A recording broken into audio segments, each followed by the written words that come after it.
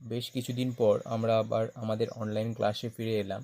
তোমরা জানো যে মাঝে আমফান এবং কালবৈশাখীর জন্য বিশেষ করে গ্রামাঞ্চলে কারেন্টে একটা বড় সমস্যা দেখা দিয়েছিল। কারেন্ট আসতে অনেকটা সময় লেগে গেছিলো, সেজন্য আমরা মাঝে কিছুদিন আমাদের অনলাইন ক্লাস করতে পারিনি। তো যাই হোক, আমাদের সেই সমস্যা মোটামুটি মিটে গেছে। আমরা যেখানে শেষ করেছিলাম সেখান থেকে আমরা পড়াশোনা শুরু করব। তো আজকে আমরা একাদশ শ্রেণীর সম্বন্ধ ও চিত্রণ টপিক্সটি শুরু করব। তার আগে ক্রমিত জোড় ও কার্টেসীয় গুণফল এই দুটো টার্ম সম্পর্কে একটু স্বচ্ছ ধারণা তৈরি করে নেব এবং তার প্রশ্নমালা সম্পর্কে আমরা আজ আলোচনা করব। তোমরা আগের ভিডিওগুলোতে সেট তত্ত্ব সম্পর্কে মোটামুটি একটা পড়াশোনা করেছো এবং আমরা সেখানে দেখেছি সেট তত্ত্বের বিভিন্ন বিষয়গুলো, তার প্রশ্নমালার সলভ, কীভাবে আমরা সেটের অঙ্কগুলো করি। তো যাই হোক, আশা করি তোমরা মোটামুটি বিষয়টা বুঝতে পেরেছো সেট তত্ত্বের। তো আমরা আজকে ক্রমিত জোড় ও কার্টেসীয় গুণফল নিয়ে আমাদের টপিক শুরু করব। দেখো, ক্রমিত জোড় যে বিষয়টি,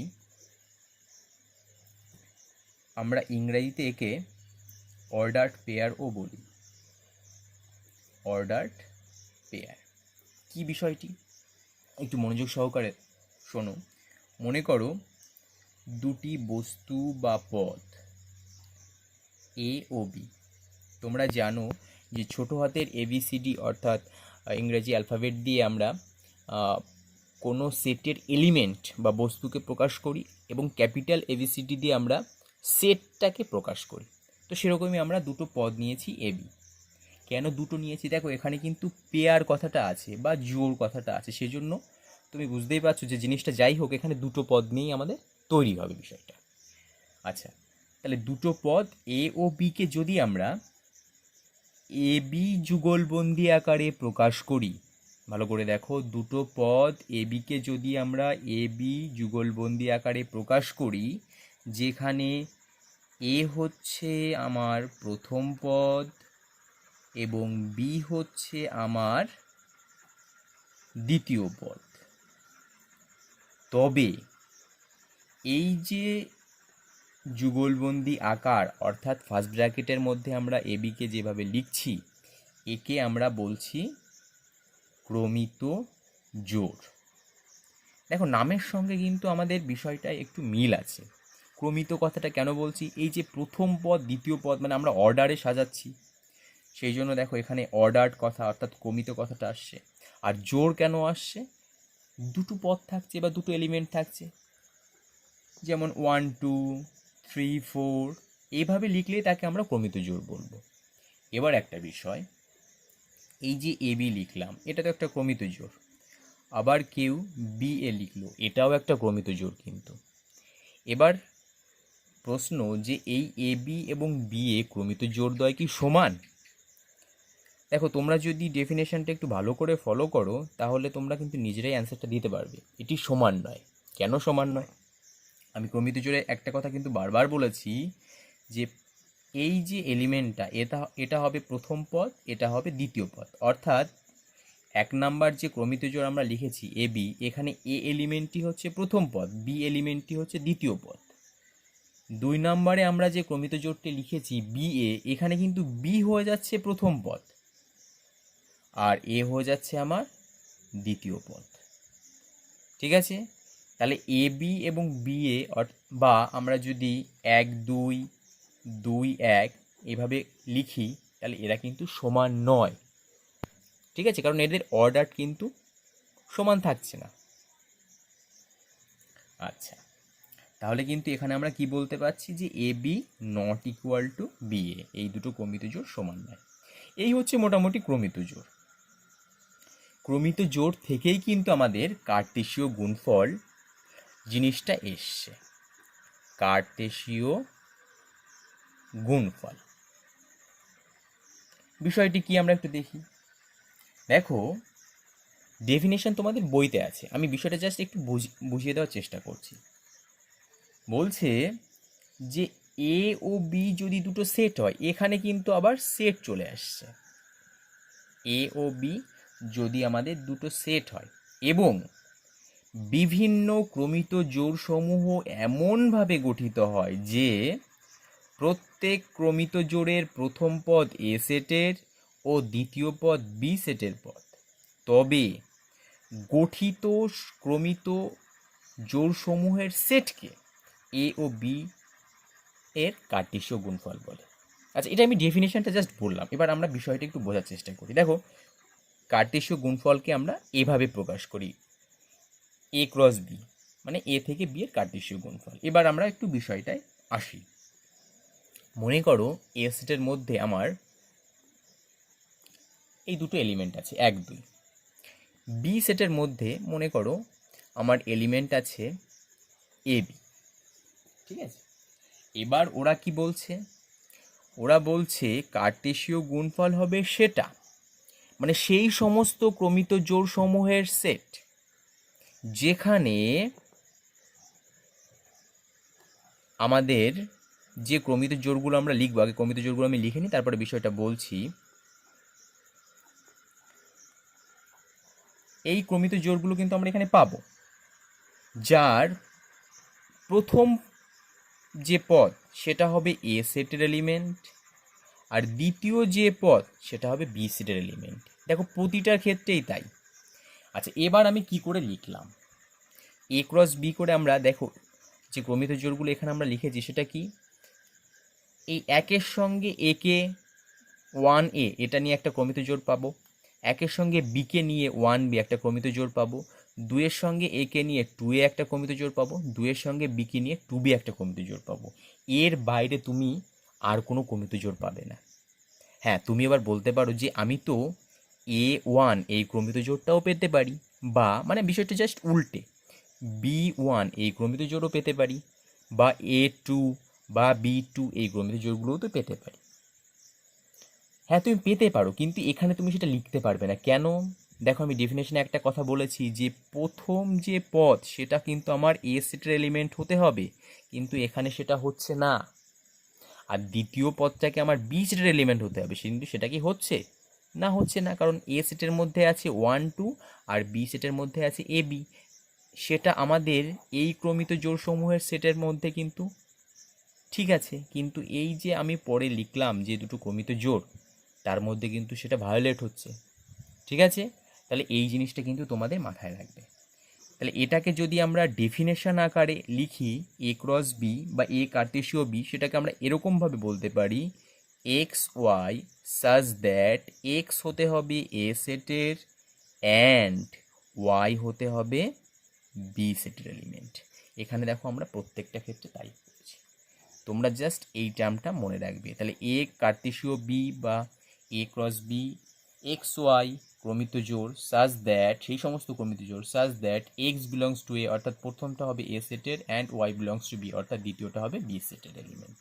তাহলে এই হচ্ছে আমাদের মোটামুটি কার্টেশীয় গুণফল এবং ক্রমিত জোড়ের প্রাথমিক ধারণা। আচ্ছা, আরেকটা কথা তোমাদের বলি, দেখো এ ক্রস বি এবং বি ক্রস এ এই দুটো কিন্তু সমান না। কেন সমান না? কারণ এ ক্রস বি এর ডেফিনেশন আমরা দেখছি x y such that x belongs to A and Y belongs to B. তুমি পরিষ্কার বুঝতে পারছো যে বি ক্রস এতে কিন্তু আমাদের এগুলো প্রত্যেকটা উল্টে যাবে, কারণ না হলে ওই জিনিসটা ভায়োলেট হবে। প্রথম এলিমেন্টটা হতে হবে এখানে আমার বি সেটের, আর দ্বিতীয়টা হতে হবে এ সেটের। তাহলে সেটা যদি হতে হয় তাহলে এই প্রত্যেকটাকে কিন্তু আমাদের উল্টে যেতে হবে, অর্থাৎ এটা হবে A1, এটা হবে B1, এটা হবে A2, এটা হবে B2। তাহলেই দেখো এই এ বি এগুলো হচ্ছে বি সেটের এলিমেন্ট, আর 1 2 এগুলো হচ্ছে এ সেটের এলিমেন্ট হয়।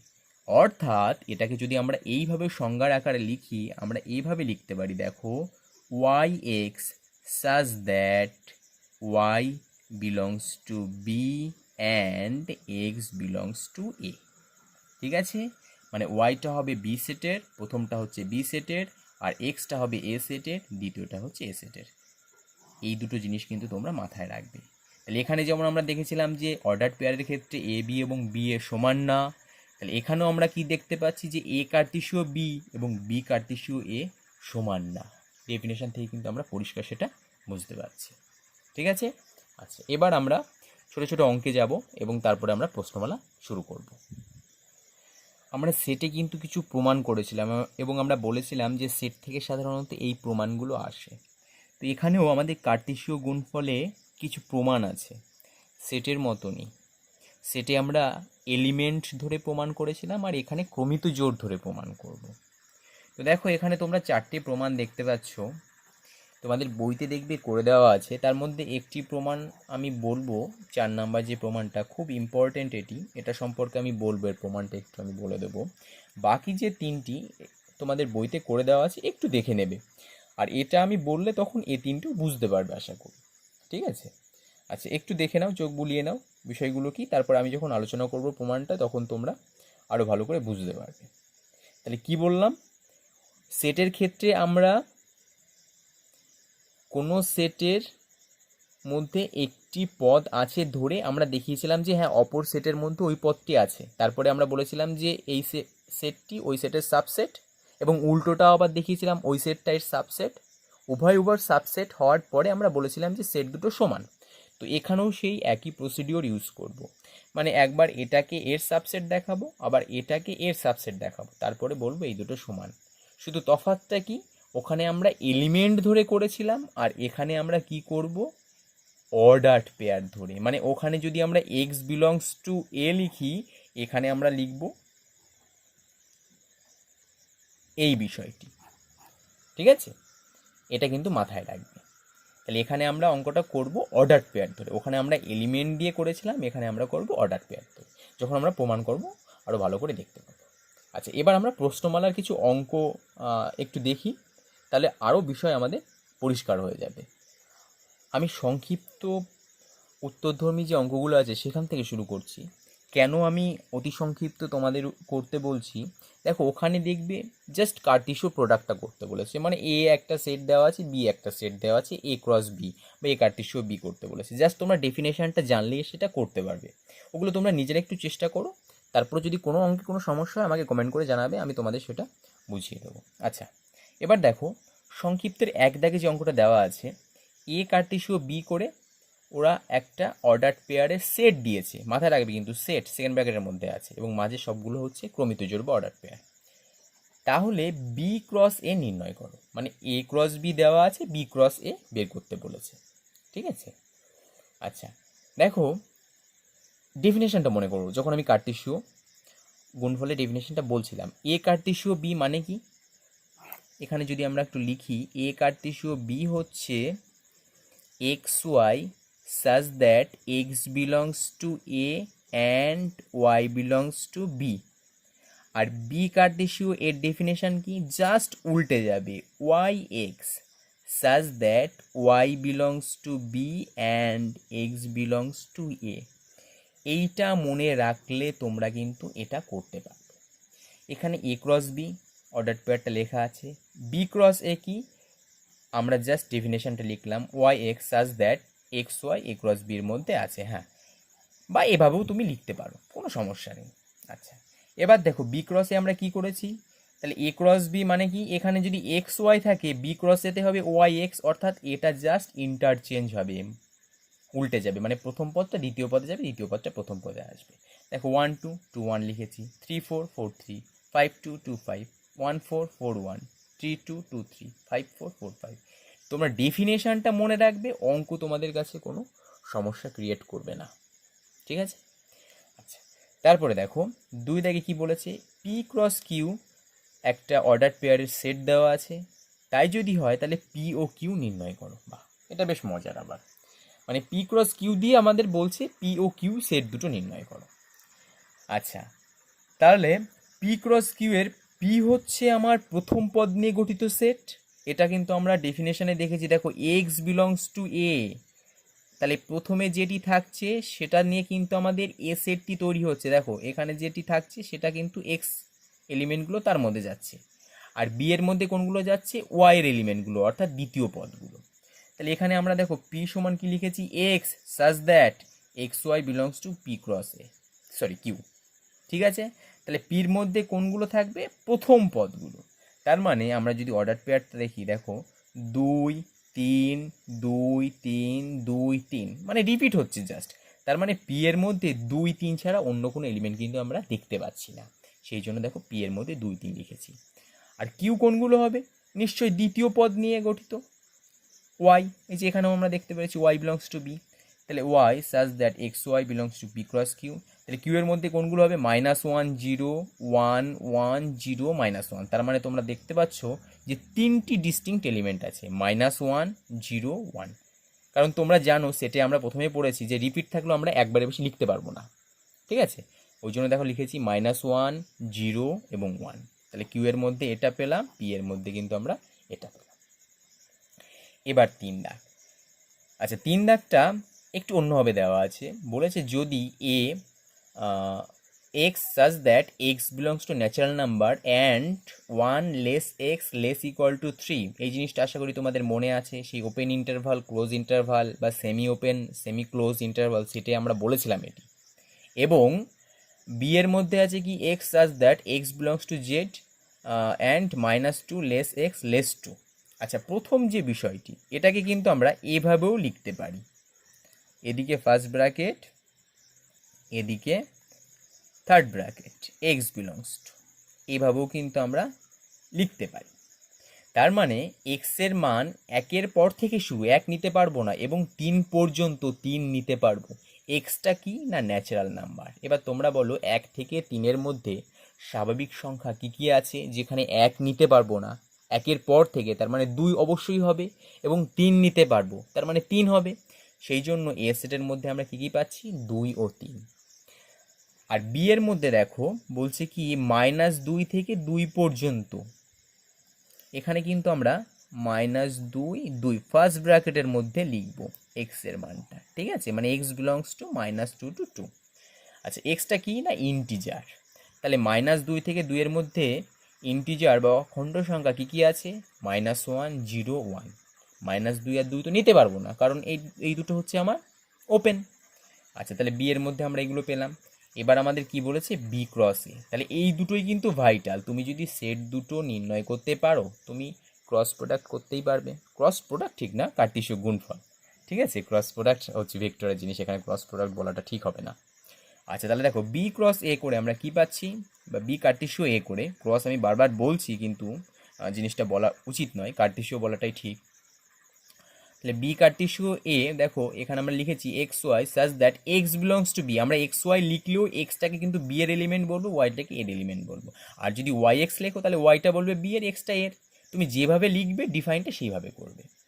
আচ্ছা, তাহলে আচ্ছা দেখো বি থেকে আমরা এ কে করছি, এটা হচ্ছে বি, এটা হচ্ছে এ। তাহলে -1 2 একটা এক একটা ধরে করবে, যখন এইটা করবে বাকি দুটো চেপে ধরবে। তাহলে -1-এর সাপেক্ষে যখন হবে -1 2 হবে, -1 3 হবে। দেখো -1 2 -1 3 লিখলাম। এরপরে 0 0 2 0 3 0 2 0 3। এরপরে 1 1 2 1 3 1 2 1 3। এইভাবে কিন্তু আমাদের অর্ডার পেয়ারগুলো তৈরি করতে হবে, তারপরে সেটাকে সেট আকারে ডিফাইন করতে হবে, ঠিক আছে? এটা কিন্তু খুব ভালো অঙ্ক, 3 দাগটি। এরপরে 4 দাগ দেখো, বলেছে মনে করো এ সেট এইভাবে দেওয়া আছে, এক্স বিলংস টু জেড -1 থেকে 1-এর মধ্যে, যেখানে একটা ওপেন আছে একটা ক্লোজ। বি দেওয়া আছে 1 থেকে 5-এর মধ্যে, যেখানে এক্স হচ্ছে ন্যাচারাল নাম্বার। সি দেওয়া আছে এক্স সাজ দ্যাট এক্স একটি ধনাত্মক অযুগ্ম সংখ্যা এবং 1 less X less equal two 6। তাহলে এই কন্ডিশন দুটো প্রমাণ করো। আচ্ছা, তাহলে প্রথম কাজ কি? এ বি সি 3টে সেট আমাদের এখানে দেওয়া আছে, সেই অনুকরণে আমাদের কিন্তু বের করে নিতে হবে, এলিমেন্টগুলো আমাদের বের করে নিতে হবে, ঠিক আছে? আচ্ছা, তাহলে এর মধ্যে -1 থেকে 1-এর মধ্যে এক্সটা বিলং করছে, যেখানে এক্স ইন্টিজার, কী কী পাচ্ছি? 0 আর 1। বি এর মধ্যে 1 থেকে 5-এর মধ্যে ন্যাচারাল নাম্বার কী কী পাচ্ছি? যেখানে 1 5 নিতে পারবো না, 2 3 4। সি বলেছে অযুগ্ম সংখ্যা 1 থেকে 6-এর মধ্যে, 1 নিতে পারবো না, 6 নিতে পারবো, কিন্তু অযুগ্ম সংখ্যা কী কী পাচ্ছি? 3 আর 5, কারণ 4 যুগ্ম, 4ও পড়ছে কিন্তু 4 যুগ্ম। তাহলে 3টে পেলাম। এবার বলেছে যে এ কার্টেসীয় বি ইন্টারসেকশন সি এটা ইকুয়াল টু এটা দেখাও। তাহলে আমরা প্রথমে বি ইন্টারসেকশন সি করলাম, এগুলো আমরা সেটে যেভাবে করেছি, বি ও সি এর মধ্যে কমন যেটা পেলাম। এবার এ কার্টেসীয় করলাম, দেখো এ সেটটা লিখেছি, বি লিখেছি, তাহলে 0 3 1 3 দুটো পেলাম। আচ্ছা, এবার এ কার্টেসীয় বি, অবিকল ওই নিয়ম অনুযায়ী করেছি। এ কার্টেসীয় সি ওই নিয়ম অনুযায়ী করেছি। এবার দেখো এ কার্টেসীয় বি ইন্টারসেকশন এ কার্টেসীয় সি, কারণ এ পাশে সেটাই বলেছে। করে দেখলাম যে হ্যাঁ, ওই দুটো এলিমেন্টই ওই দুটো অর্ডার পেয়ারের সেটই আমাদের আসছে, যেটা আমরা এখানে পেয়েছিলাম। তাহলে এই দুটো সমান হবে, এই যে এখানে আমরা সেটা লিখে দিয়েছি। ঠিক আছে, আচ্ছা একদম সেম প্রসিডিওরে কিন্তু আমাদের দুই দাগটাও করতে হয়েছে। এ কার্তেশীয় বি, এ কার্তেশীয় সি, ওখানে ছিল হচ্ছে ইন্টারসেকশন, এখানে আমাদের বলেছে ইউনিয়ন। ইউনিয়ন মানে সমস্তই লিখবো, যদি রিপিট হয় একবার লিখবো। আমরা দেখো সেগুলোই লিখেছি। বি ইউনিয়ন সি করে আমরা বি আর সি এখানে আলাদা আলাদা করে পেয়েছি, তাদের ইউনিয়ন করে যেগুলো পেলাম লিখলাম। এবার এই দুটোর মধ্যে কার্তেশীয় করলাম। ঠিক আছে, কার্তেশীয় করে কিন্তু আমরা এটা পেলাম। এবার দেখতে পাচ্ছি যে হ্যাঁ, ওই ইউনিয়ন করে যেটা পেয়েছিলাম অর্থাৎ এই বড় জিনিসটা আর এই যে এখন যেটা পেলাম সেই দুটো সমান, প্রমাণ হয়ে গেল। 5 দাগ দেখো, বলেছে এ সেটের মধ্যে 1 2 3 আছে, বি সেটের মধ্যে 6 7 দুটো এলিমেন্ট আছে। এ কার্তেশীয় বি সেটের উপসেট সংখ্যা নির্ণয় করো। তাহলে এ কার্তেশীয় বি ডেফিনেশনটা আমরা লিখলাম।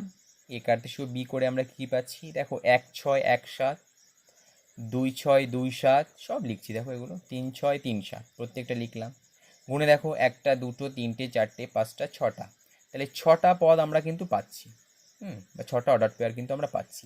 তাহলে এই কার্তেশীয় বি এর পদ সংখ্যা কত হবে, 6। সাবসেট সংখ্যা কি আমরা জানি 2 টু দি পাওয়ার n, একটা সূত্র আমরা সেটের ক্ষেত্রেই কিন্তু পড়ে এসেছি। তাহলে এখানে হবে 2 টু দি পাওয়ার 6, 64।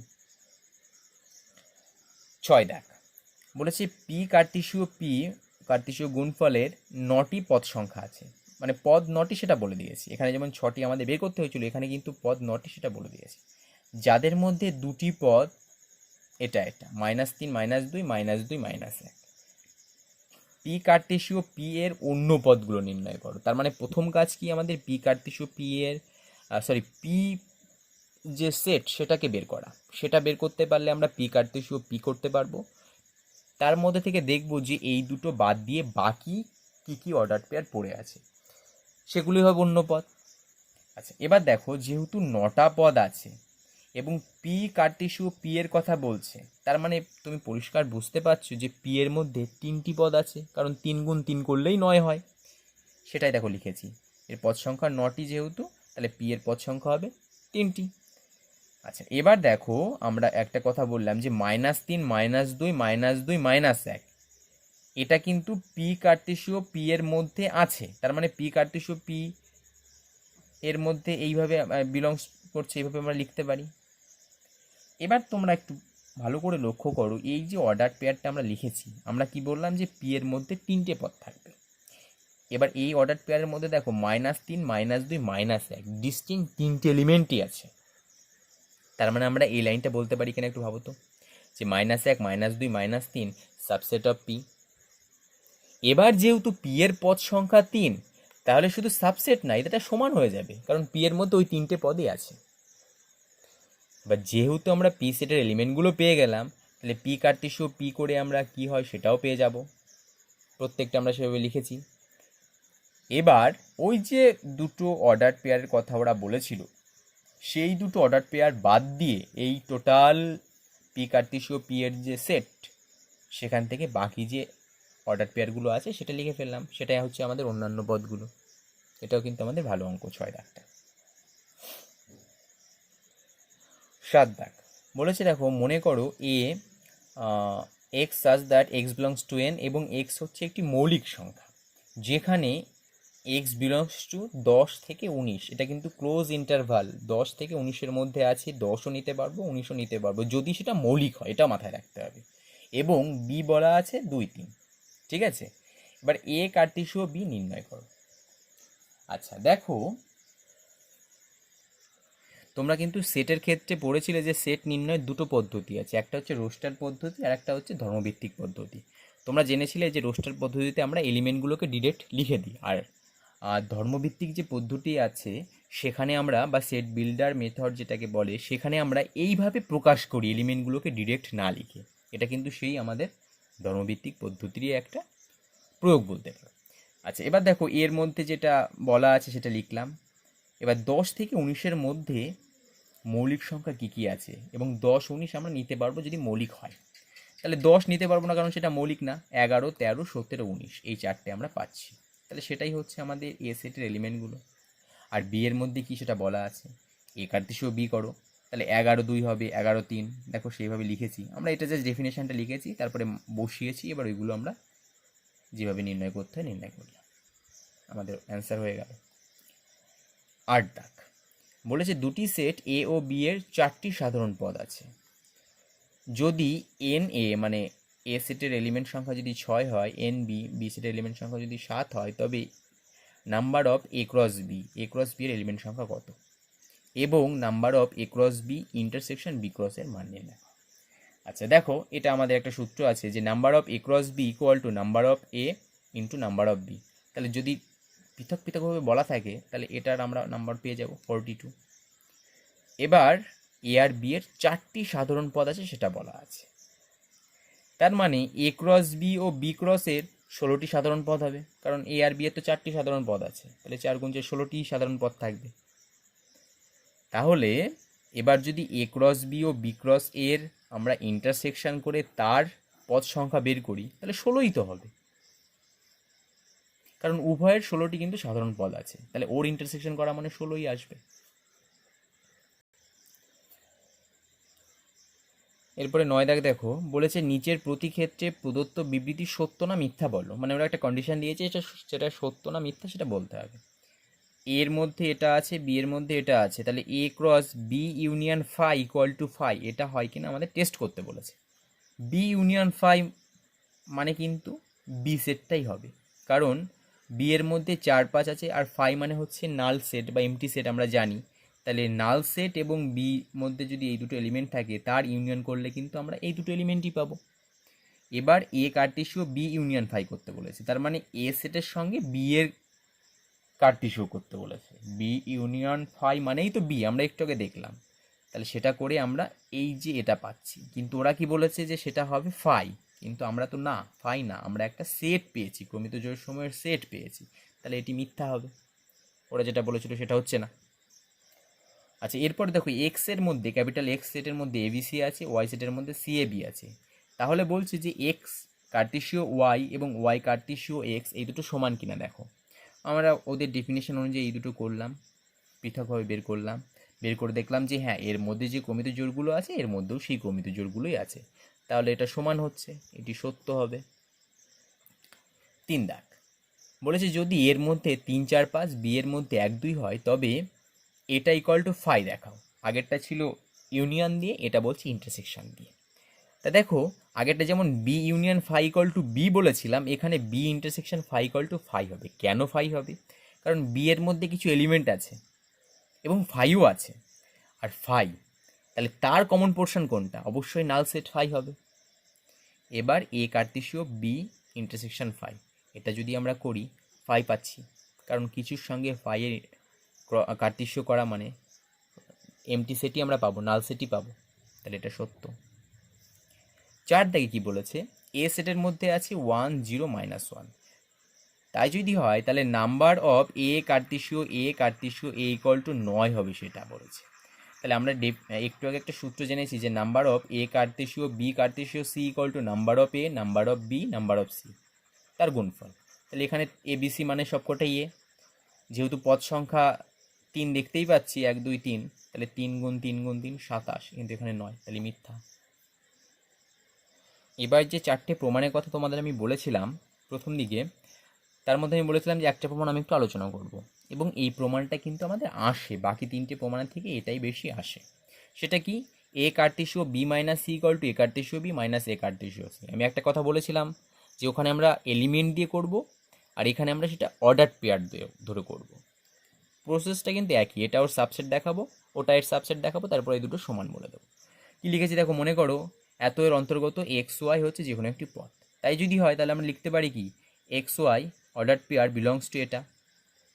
এবার কার্টেসীয় গুণফলের ডেফিনেশন অনুযায়ী আমরা কি লিখতে পারি? প্রথমটা হয় প্রথম সেটের, দ্বিতীয়টা হয় দ্বিতীয় সেটের। দেখো সেটাকে আমরা ভেঙে লিখেছি যে x belongs to A and Y belongs to B minus C. X belongs to A and, এটাকে ভাঙা কিন্তু আমরা সেটে শিখেছি। Y belongs to B and y does not belongs to C, কারণ ওয়াই আছে বি মাইনাস সি এর মধ্যে, তাহলে বির মধ্যে আছে সি এর মধ্যে নেই। আচ্ছা এবার আমরা কি করেছি? এটার সঙ্গে এটা নিয়েছি, এটার সঙ্গে এটা নিয়েছি, তাহলে x belongs to A and Y belongs to B, and x belongs to A and y does not belongs to C. এবার এই দুটোকে এক করে দাও, xy belongs to a Cartesio B and xy does not belongs to a Cartesio C, কারণ এখানে দেখো y does not belongs to C আছে, ঠিক আছে। আচ্ছা, তাহলে আমরা যদি দুটোকে একত্রিত করে লিখি, কারণ এখানে যে লাইনটা আমরা লিখেছিলাম এই যে y belongs to B minus C থেকে এই লাইনটা পেয়েছিলাম, তাহলে এখানেও এই লাইনটা থেকে এই লাইনটা একবারে আসবো, ঠিক আছে। তাহলে X Y belongs to A কার্টেসিও বি মাইনাস এ কার্টেসিও সি, কারণ বি মাইনাস সি থেকে আমরা লিখছিলাম does not belongs to C, আর এখানে দেখো does not belongs to A কার্টেসিও সি আছে, তাহলে সেখান থেকে মাইনাস এ কার্টেসিও সি লিখতেই পারি, এটা পেলাম। তাহলে এক্স ওয়াই এর এলিমেন্ট ছিল, এক্স ওয়াই এর এলিমেন্ট পেলাম, এ পাশেরটার পেলাম, তাহলে এটা এর সাবসেট হয়ে গেল প্রমাণ। আর দ্বিতীয় প্রমাণের ক্ষেত্রে কী করতে হবে, জাস্ট রিভার্স, সেটা আমরা সেটের ক্ষেত্রেই জেনেছি। আমরা ধরে নিলাম যে এই সেটের অন্তর্গত পি কিউ যে কোনো একটি পদ, তারপরে দেখো পি কিউ বিলংস টু, এটা লিখলাম একদম অবিকল এই লাইন থেকে এই লাইন, এই লাইন থেকে এই লাইন পরপর আমরা করে স্টেপ বাই স্টেপ কিন্তু এখানে চলে আসলাম। তারপরে লিখলাম যে হ্যাঁ পি কিউ এর এলিমেন্ট ছিল, এখন পি কিউ এর এলিমেন্ট হচ্ছে, তাহলে এটা এর সাবসেট। 1 ও 2 থেকে আমরা কি বলতে পারি যে না, সেট দুটো সমান। খুব ভালো করে কিন্তু এই প্রমাণগুলো তোমরা বাড়িতে প্র্যাকটিস করবে। আচ্ছা, 11 দাগের অঙ্ক দিয়ে আমাদের প্রশ্নমালা আজকে শেষ হবে। এখানে দেখো কি বলেছে যে নাম্বার অফ এ কার্টেসিও বি কার্টেসিও সি ইকুয়াল টু 60, আর নাম্বার অফ বি দেওয়া আছে 4, নাম্বার অফ সি দেওয়া আছে 3, নাম্বার অফ এ বের করতে বলেছে। আমরা জাস্ট এটা ডেফিনেশনে ভাঙলাম, মানগুলো বসালাম, নাম্বার অফ এ পেয়ে গেলাম। আচ্ছা, তোমরা পুরো প্রশ্নমালার অঙ্কগুলো এবং উদাহরণের অঙ্কগুলো একটু প্র্যাকটিস করো। আশা করি তোমরা এই খুব সহজ জিনিসটি খুব ভালোভাবে বুঝতে পারবে। ভিডিওটি ভালো লাগলে অবশ্যই লাইক করবে এবং তোমাদের বন্ধুদের মধ্যে শেয়ার করবে এবং চ্যানেলটিকে সাবস্ক্রাইব করবে। আমরা আমাদের পরের ক্লাসে সম্বন্ধ চিত্রণ নিয়ে আলোচনা করব।